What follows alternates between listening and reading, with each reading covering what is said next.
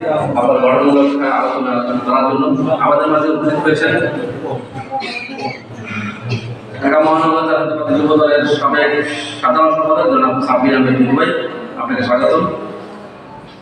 এই মুহূর্তে আমি শহীদ আসমিকে শ্রদ্ধা জানিয়ে বক্তব্য রাখার জন্য অনুরোধ করব ফেস্টিভ্যাল দিল্লি ছাত্র কনভেনশনের মুখপাত্র ও সাবেক সাধারণ সম্পাদক জাতীয়তাবাদী ছাত্র দলের সাধারণ সম্পাদক জনাব সাইদ মাহমুদ চৌধুরী।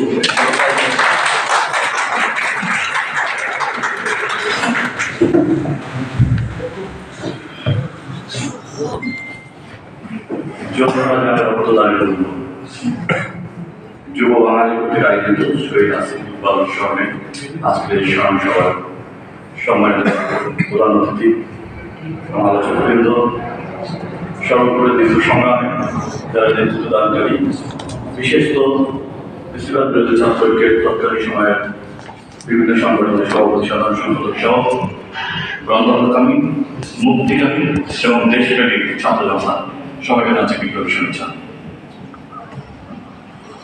আলোচনার কোন ভাগে যুক্ত করবো কোন বিষয়টি তাই ভেবে পাচ্ছি, কারণ আজকেও জুলাই মাস। যিনি সম্মুখ সাথে যোদ্ধা ছিলেন, যিনি তার মিছিলের সতীর্থ সহযোগিতাকে হারিয়েছেন, আমি বিশেষভাবে বলতে চাই নিশ্চয়ই তারা সবাই আজকে আবেগে আপ্লুত। শহীদ আসিফ 19 জুলাই যেখানে শহীদ হয়েছে, সৌভাগ্য হয়েছিল তাদের সতীর্থ সহযোগিতা হিসাবে সেই সম্মুখ সমরে অংশগ্রহণ করার। তাই আজকে আমার স্নেহস্পদ অনুরোধ শহীদ আসিফকে হারিয়ে দীর্ঘ কথা বলার সুযোগ আছে বলে আমি মনে করি না। শুধু বলতে চাই, দীর্ঘ সংগ্রামের পরে একটি বিপ্লব সংঘটিত হয়। যে কথাটি ইতিমধ্যে আলোচকবৃন্দ আলোকপাত করেছেন, যদি শুধুমাত্র এই বিষয়টি আমরা অনুধাবন করতাম, বিশেষ করে 5 আগস্ট পরবর্তী সময় যাদেরকে আমরা এই জুলাই অভ্যুত্থানের প্রধান স্টেক হিসেবে দাবি করতে দেখি, যারা সকল মত, সকল পথ, সকল আদর্শের মানুষগুলোকে ফেসিবাদ পেতে রেখে ঐক্যবদ্ধ করতে পেরেছিলেন, সেই মানুষগুলো যদি হৃদয় অনুভব করতেন, তাহলে আজকে আমি দৃঢ়ভাবে বিশ্বাস করি 1 বছর পার না হতে এত বেশি অনৈক্য তৈরি হতো না। আমি যাদেরকে দিয়ে কথা বলছি তারাও আমার মিছিলের সহযোগিতা, সত্যিকার সহযোগিতা। শুধু মনে করে দিতে চাই, একজন আলোচক বলছেন বর্তমান ইন্ডিয়ান গভর্নমেন্টের প্রধান উপদেষ্টা বিদেশে বসে কারোর সাথে আলোচনা না করেই তিনি অভ্যুত্থানের একজন মাস্টার মাইন্ড ঘোষণা করলেন। খুব দুর্ভাগ্যজনক। আমি মনে করি জুলাই যোদ্ধাদেরকে আহত করেছে, কারণ দীর্ঘ সংগ্রাম ছিল গণতন্ত্র পুনরুদ্ধারের সংগ্রাম।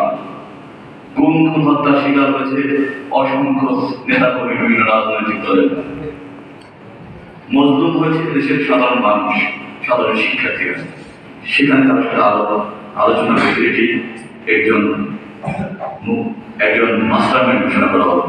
আমি একটু স্মরণ করে দিতে চাই, এখানে ফেসিবাদ বিরোধী ছাত্র আন্দোলনের তৎকালীন সময় ফেসিবাদ বিরোধী ছাত্রকে গড়ে উঠেছিল 2023 সালে। এখানে অনেক নেতৃবৃন্দ বক্তব্য দিয়েছেন।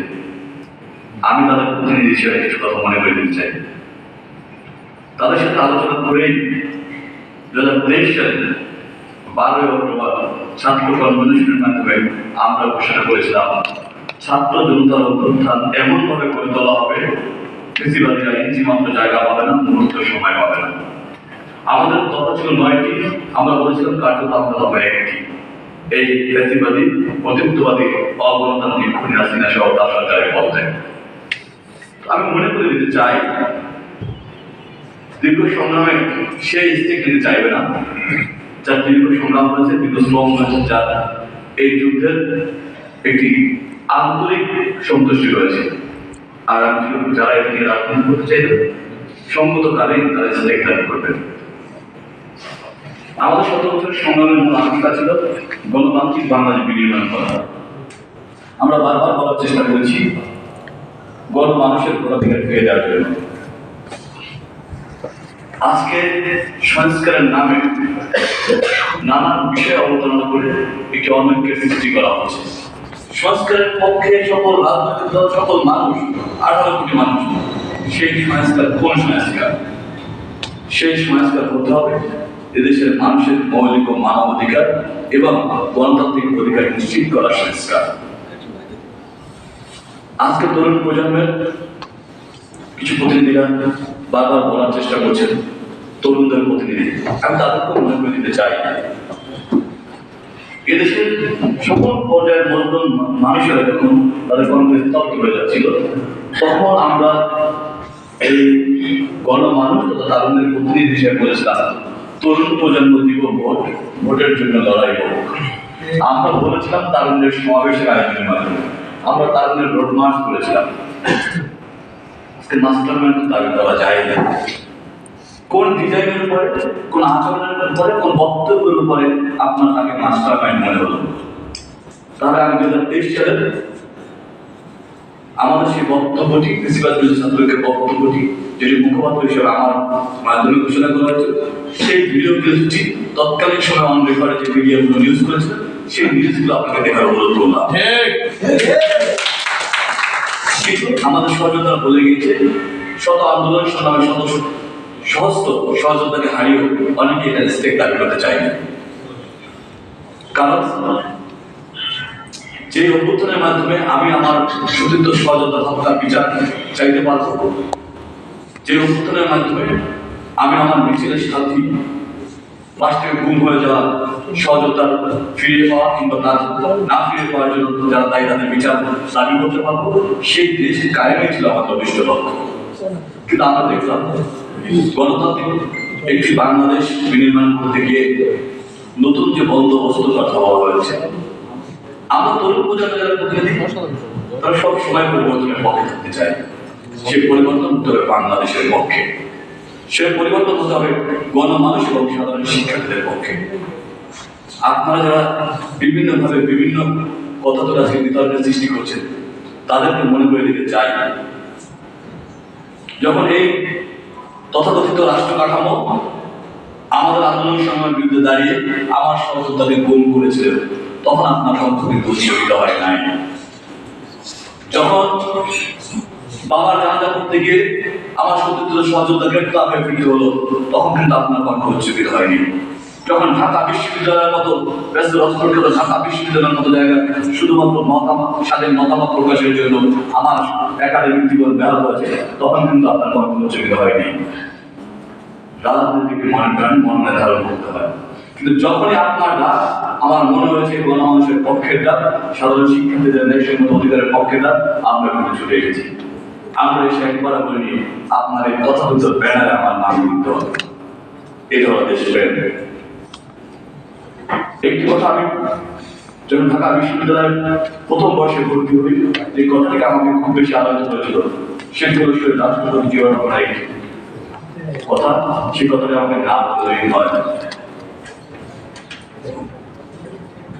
সেই কথাটি হলো তৎকালীন সময় রাষ্ট্রপতি জিয়াউর রহমান একটি ভঙ্গুর বাংলাদেশকে রাজনৈতিক দল গঠন করতে গিয়ে যে ঘটনার শিকার হয়েছে, তৎকালীন সময় সিনিয়র নেতৃবৃন্দ পরীক্ষা গ্রহণ করতে হতো।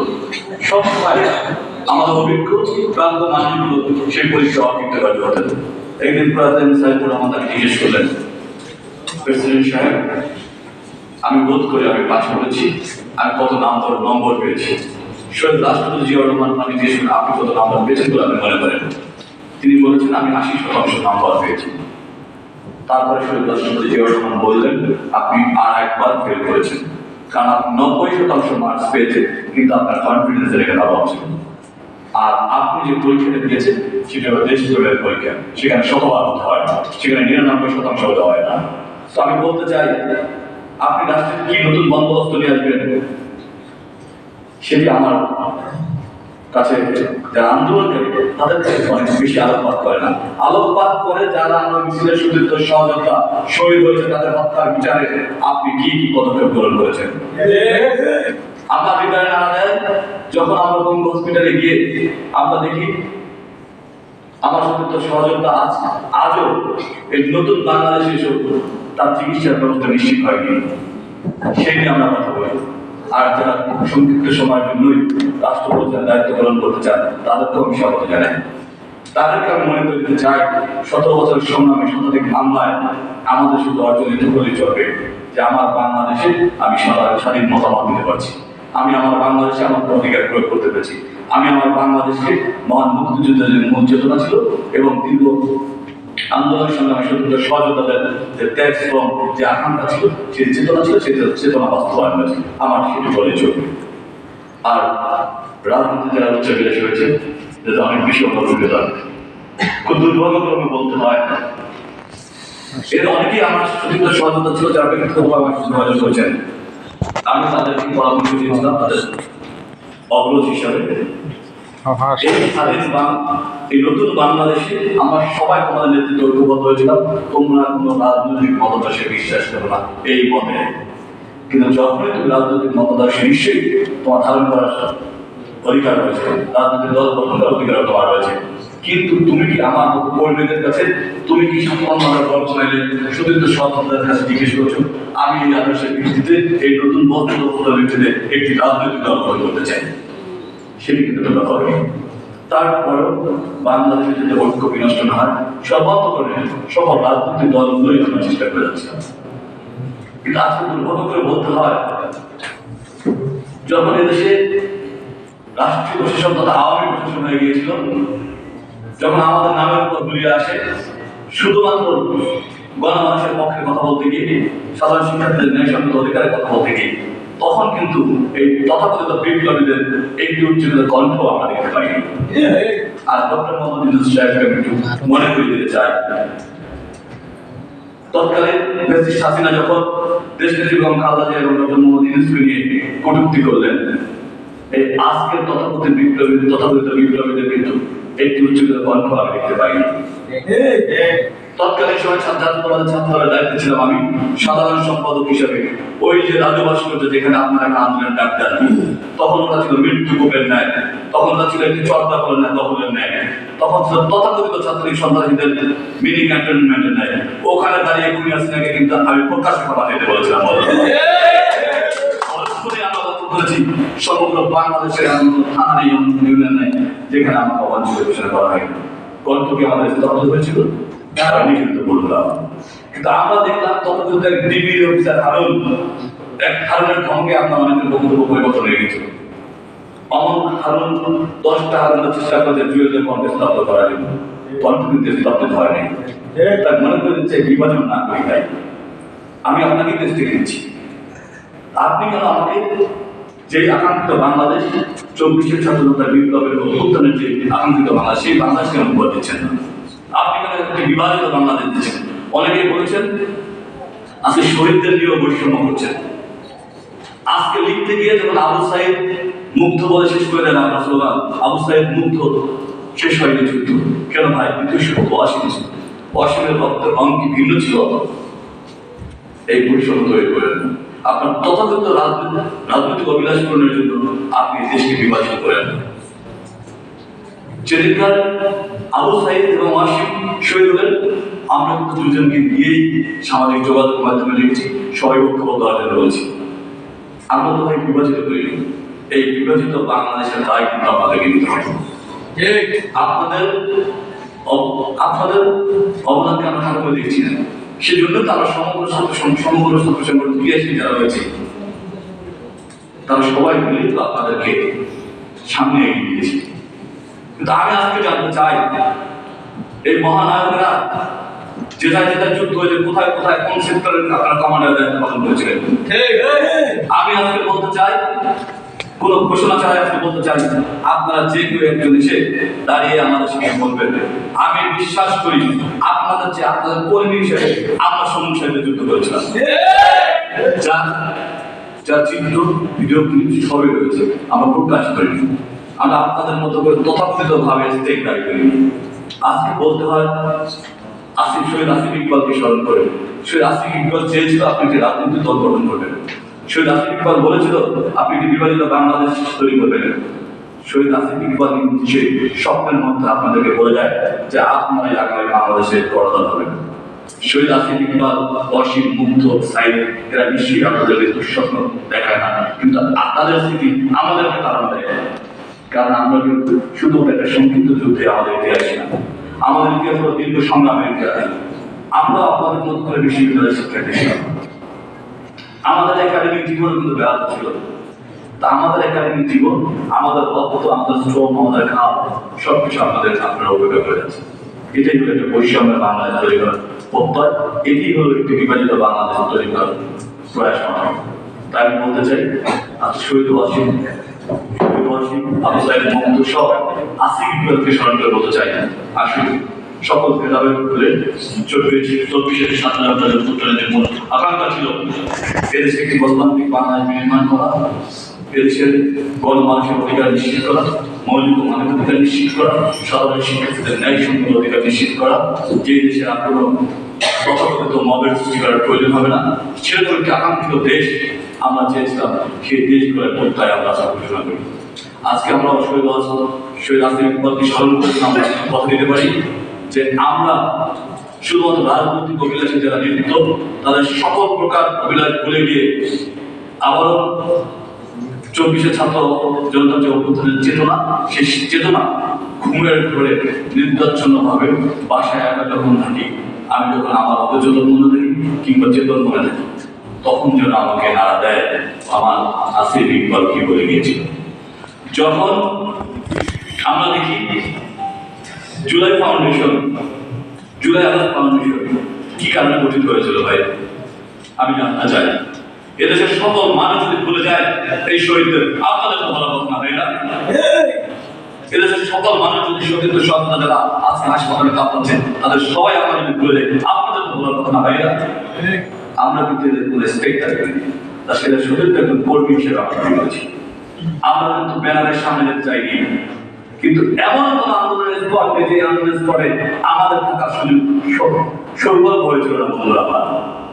তা আমি বলতে চাই, এই তথাকথিত ভাবে 1971 যদি দেখেছি একটি রাজনৈতিক দল, তারা হলো মুক্তিযুদ্ধের দল, অথচ একজন সেক্টর কমান্ডার ওই রাজনৈতিক দলের নেই, অথচ একজন সম্মুখ ভাগের যোদ্ধাও ওই রাজনৈতিক দলের কোন গুরুত্বপূর্ণ নেতা নেই। আজকে ঠিক একই হতে ভাই, ব্যানারের আন্দোলন আর রাজপথের আন্দোলন এক। কথাগুলো বলতে নিশ্চয়ই আমার বিবেক বাধা দেয়, কারণ আমি যাদের সম্বন্ধে কথা বলছি তারা আমার মিছিলের শুভেচ্ছা সহযোগিতা। যখন প্রিন্সিপাল বিরোধী ছাত্রকে গ্রহণ করি, যেটা মুখপাত্র হিসেবে দায়িত্ব পালন করতে হয়েছিল আমার, তখন দেখি তারা পিছনে দাঁড়িয়ে স্লোগান দিয়েছেন। আজকে কিন্তু তারা এই পরিবর্তিত বাংলাদেশের নেতৃত্ব দেওয়ার চেষ্টা করছে। সেখানেও কিন্তু ডিমান্ড করি, কিন্তু আমি ওখানে ডিমান্ড করি আপনি আমাকে পরিবর্তিত বাংলাদেশ কেন করা দিচ্ছেন না? আমি একটা রাজনৈতিক দলের কর্মী, এই জন্য আমার লাশের আপনার নাম নেই। আমি একটা রাজনৈতিক মতাদর্শে বিশ্বাস করি, সেজন্য আমার যেন নিয়মিত দায়িত্ব হয়ে গেছে। একটি প্রিন্সিপাল আসবে তার পতন ঘটাবো, আবার একজন প্রিন্সিপাল আসবে তার পতন ঘটাবো, এর জন্য আমার নিয়মিত দায়িত্ব হয়ে গেছে বন্ধুরা আমার। আর আপনি সংক্ষিপ্ত সময়ে একটি মাসব্যাপী যুদ্ধের মাধ্যমে আপনি হয়ে যাবে দেশের মহানায়ক। খলনায়ক ভাই, আপনাকে তো মহানায়ক বানাচ্ছি, কিন্তু খলনায়ক কেন হয়েছেন? যাদের খলনায়ক আসতে হয়নি আপনাদেরকে।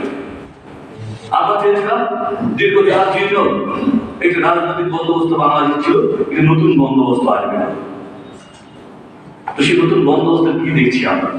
আর সংস্কার এবং নির্বাচন যারা এক করে দেখছেন, যারা পাশাপাশি দাঁড় করিয়ে দিচ্ছেন, আমি মনে করি তারা এদেশের চোখে মহল। সংস্কার এদেশে একটি চলমান প্রক্রিয়া। সংস্কার সে 1971 পরবর্তী সময় নানান সময় নানান সংস্কার রয়েছে। যখন যে সংস্কারের পাশাপাশি সেই সংস্কার অবশ্যই করতে হবে, কিন্তু সংস্কারের নামে ম্যান্ডেট বিহীনভাবে আপনাদের ম্যান্ডেট ছিল রক্তের ম্যান্ডেট, সেই রক্তের ম্যান্ডেট কিন্তু আপনারা রক্ষা করতে পারেনি। আর আপনারা সংস্কার করে আমার মৌলিক অধিকার এবং মানব অধিকার বাস্তবায়ন করার, গণতান্ত্রিক অধিকার বাস্তবায়ন করার যে মূল হাতিয়ার ভোট, সেই ভোট প্রয়োগ আপনি বাধা দিচ্ছেন। আমি বলতে চাই, আর কোনো বিভাজন নয়, আপনি প্রয়োজনীয় সংস্কার শেষ করুন, যে সংস্কার দেশের মানুষ চায়। আপনি সেই সংস্কার শেষ করুন যে সাধারণ শিক্ষার্থীরা চায়, সেই সংস্কারের পক্ষে নিঃসন্দেহে আমার অবস্থান স্পষ্টই থাকবে বন্ধুরা। কিন্তু সেই সংস্কারের নামে যে কথাটি খুবই উল্লেখযোগ্য, সেটি হলো এদেশের প্রায় অধিকাংশ রাজনৈতিক দল প্রায় অধিকাংশ সংস্কারের প্রস্তাবের পক্ষে অবস্থান নিয়েছেন। সেই সংস্কার কি বাস্তবায়ন হয়েছে একটিও? তারা যদি না হয় কিসের অবস্থান, এটি কিসের ষড়যন্ত্র? আপনি সংস্কারের কথা বলছেন, সংস্কার আমরা যেটা মেনে নিলাম এদেশের অধিকাংশ মানুষ, সেই সংস্কার তো আপনি বাস্তবায়ন করছেন না। তারপর কোন সংস্কারের কথা বলছেন? আপনার ক্ষমতা ক্ষমতা আপনার ক্ষমতা চিরস্থায়ী করার সংস্কার, সেই সংস্কার কিন্তু এই জাতি মানবে না বলে খুব স্পষ্ট করে বলতে চাই। দীর্ঘ 17 বছর ঢাকা বিশ্ববিদ্যালয়ে সংগ্রাম করেছি। আমরা নিকট ভবিষ্যতে কোন আশার আলো দেখে নিশ্চয়ই আন্দোলন করিনি। যখন পাশের সহযোগিতা কোন হত্যার শিকার হয়, পরের দিনে মিছিল উজ্জীবিত কিন্তু নিশ্চয়ই পরের দিনে রাষ্ট্র পরিচালনার দায়িত্ব পাবো, সেই বিশ্বাস নিয়ে করিনি। কিন্তু একটি অবস্থার পরিবর্তন করতে হবে। ফেসিবাদের হাত থেকে বাংলাদেশকে মুক্ত করতে হবে, ফেসিবাদ বনাম বাংলাদেশ গড়ে উঠতে হবে। সেই লক্ষ্য নিয়ে কিন্তু আমরা আন্দোলন সংগ্রাম করেছি। আর যে নতুন আমার সুযোগ্য সহযোগিতারা, তারা দীর্ঘ সময় ধরে বিভিন্ন প্রস্তাব নিয়ে আপনারা আমাদের কাছে এসেছিলেন। আপনাদেরকে মনে করে দিতে চাই, কোন প্রস্তাবে কি আমরা মহবদ্ধ হয়েছি? কোন প্রস্তাবে কিন্তু আমরা মহবদ্ধ হয়নি। কারণ আমরা সেই বাংলাদেশ করতে চাই, সেই বাংলাদেশ করতে গিয়ে আমার অসংখ্য সহযোগিতা শহীদ হয়েছে, গুম হত্যার শিকার হয়েছে। তাদের বিদেয়ী আত্মার মান করার কামনা করে এবং আগামী ঐক্যবদ্ধ বাংলাদেশ গড়ার প্রত্যাশা ব্যক্ত করে সকলকে ধন্যবাদ জানিয়ে আমি শেষ করছি। আল্লাহ হাফেজ। বাংলাদেশ জিন্দাবাদ।